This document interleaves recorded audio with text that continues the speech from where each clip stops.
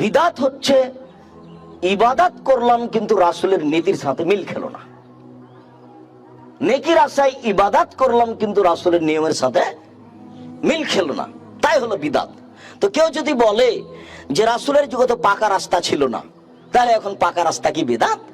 তা আমি কি ওটা নেকির জন্য করছি? কেউ যদি বলে আব্দুল রাজ্জাক সাহেব আপনার যে সাউন্ড একটা মুখে লাগানো আছে, তা এমন তো রাসূলের ছিল না, তা আমি কি এইটা নেকির জন্য করছি? আল্লাহু আকবার, এই কথা আমি মুখে বললাম, এতে যা নেকি পাবো, সাউন্ড লাগিয়ে বললেও আমি তাই নেকি পাবো। আমি যদি এখন বলি যে আল্লাহু আকবার, এতে হবে 20 নেকি, আর সাউন্ড লাগিয়ে বললে হবে 30 নেকি, তাহলে এটা কি হবে? বিদাত।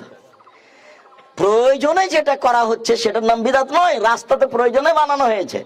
তাহলে সবই এরকমই যদি বেদাত হয়, তা আমরা যে চুলাতে রান্না করছি এটা কি আল্লাহ নবীর চুলা ছিল?